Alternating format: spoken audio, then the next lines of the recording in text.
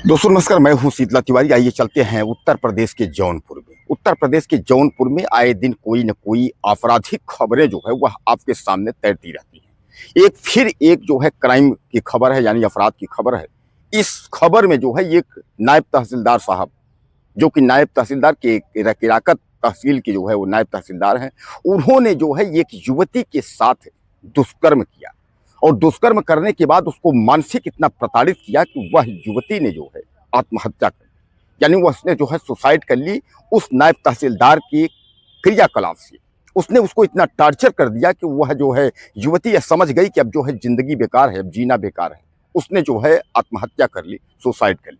अब उसकी मां ने जो है आरोप लगाया है कि नायब तहसीलदार जो किराकत का है, यह विवेक श्रीवास्तव जिसका नाम है, यह मेरी बेटी को इतना प्रताड़ित किया कि मेरी बेटी ने जो है सुसाइड कर लिया। अब इस पर जो है नायब तहसीलदार के ऊपर तमाम गंभीर धाराएं लगी हैं और नायब तहसीलदार को जो है पुलिस घसीट करके उसके बाद जेल में डालने की कोशिश कर रही है। मैं आपको बता दूं कि नायब तहसीलदार जो है किराकत तहसील के हैं विवेक श्रीवास्तव।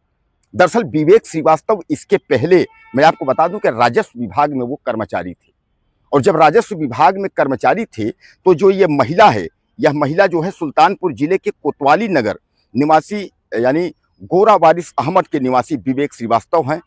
यानी ये रहने वाले जो विवेक श्रीवास्तव हैं यह आपके सुल्तानपुर के हैं और यह महिला जो है इसके घर जो है विवेक जी का आना जाना होता है और जब विवेक जी का इसके घर आना जाना होता है तो उस युवती से जो है परिचय हो जाता है, यानी महिला की बेटी से विवेक श्रीवास्तव का परिचय हो जाता है और धीरे धीरे करके जो है नजदीकी बन जाती है। इस पर विवेक श्रीवास्तव उसको शादी का झांसा देते हैं, कहते हैं कि हम तुमसे शादी कर लेंगे। इस तरीके झांसा देने के बाद उसके साथ जो है अवैध संबंध बनाते हैं, यानी उसका शोषण करते हैं। और कहा यह जा रहा है, लोग ये बता रहे हैं कि वो जो युवती थी और विवेक श्रीवास्तव दोनों साथ ही रहने लगे थे।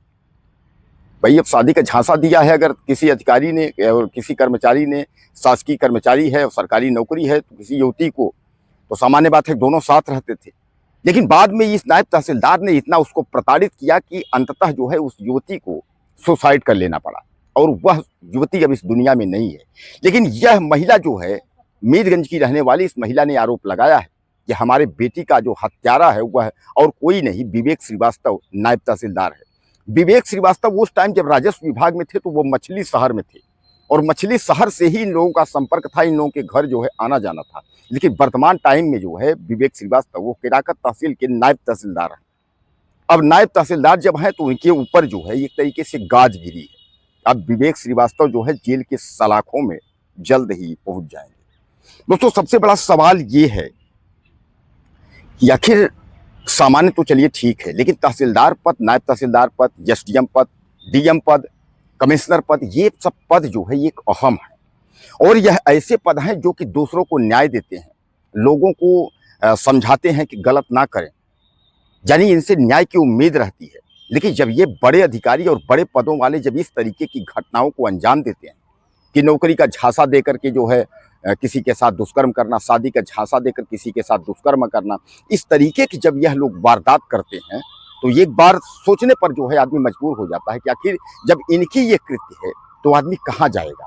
यानी कहने का तात्पर्य तरीके समझिएगा, जो रक्षा करने वाला है, जो रक्षक है, अगर वही इस तरीके की घटना को अंजाम देगा तो जनता का क्या होगा, पब्लिक यानी हमारी जो है, और हम लोग कहाँ जाएंगे, और बहन बेटियों का क्या होगा, जिसकी जिम्मा जो सरकार जो है बेटी बचाओ बेटी पढ़ाओ, केवल सरकार में जो है सरकार के लोग तो नहीं आएंगे।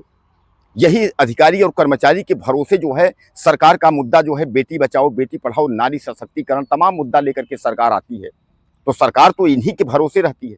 लेकिन अगर इस तरीके की घटनाओं को अंजाम देंगे, चाहे वो पुलिस डिपार्टमेंट हो, चाहे वो राजस्व के हों, चाहे वो जिस भी डिपार्टमेंट के अगर अधिकारी हैं, अगर ये ऐसा करेंगे तो फिर जनता कहाँ जाएगी। अब विवेक श्रीवास्तव ने जो है उस युवती को शादी का झांसा दे करके उसके साथ दुष्कर्म किया और उसके बाद उसको मानसिक इतना टॉर्चर कर दिया कि वह युवती जो है वह सुसाइड कर ली, यानी उसने आत्महत्या कर ली। यानी इसका मतलब यह है कि इसने शादी का झांसा देकर के उसके साथ दुष्कर्म किया और बाद में शादी से मुकर गया होगा, जिसको लेकर के जो है वह काफ़ी परेशान हुई। और परेशानी का मतलब जो है मुख्य कारण कुछ और नहीं, विवेक श्रीवास्तव थे और विवेक श्रीवास्तव के नाम पर उसने आत्महत्या कर लिया। अब विवेक श्रीवास्तव के ऊपर आप समझ लीजिए कि रेप का और हैरेसमेंट समेत तमाम गंभीर धाराएं लगी हुई हैं। और विवेक श्रीवास्तव को जो है मैं बता दूं, अब आपको कोई माई का लाल बचा नहीं सकता है। ये अब जेल जाएगा, उसके बाद जो है ये दरिंदा जेल के अलावा भी इसको जो है गवाही सफाई जो कुछ भी कोर्ट और जेल के नियम के बाद, न्यायालय के माननीय न्यायालय के बाद जो है यह आजीवन कारावास और उसके बाद नौकरी तो इसकी जाएगी भी। यानी यह बर्बाद हो गया एक तरीके से जिसको आप कहते हैं कि मिट्टी में मिल गया, सब कुछ इसका खत्म हो गया विवेक श्रीवास्तव का। एक कर्मचारी से इसने जो है ब्लैकमेल, कर्मचारी पद पर रहते हुए लड़की से ब्लैकमेल किया। ब्लैकमेल करने के बाद नायब तहसीलदार बना। अब नायब तहसीलदार बनने के बाद जो है यह रेप किया, उसके बाद यह मुकर गया। अब लड़की ने जब आत्महत्या कर ली तो सामान्य बात है कि इसको कौन बचाएगा, अब इसको तो जेल जाना ही है। और मैं आपको बता दूं कि सरकार से ये है कि इसको इस तरीके से सजा दी जाए कि ताकि दूसरा विवेक श्रीवास्तव पैदा न हो, इस तरीके का जो है कृत्य करने वाला, कि किसी के साथ जो है किसी की जिंदगी के साथ खिलवाड़ करने वाला कोई दूसरा विवेक श्रीवास्तव जो है वो धरती पर पैदा न हो। ऐसे विवेक श्रीवास्तव की जगह जो है वो समाज में नहीं है। ऐसे लोगों को जो है जेल के सलाखों के अंदर ही रहना चाहिए, या फिर इनको जो है आजीवन कारावास या इनको फांसी होनी चाहिए। बहरहाल कुछ कहना चाहते हो आप, ज़्यादा से ज़्यादा लिखिएगा, चैनल को सब्सक्राइब करिएगा। अगले वीडियो में फिर मिलते हैं।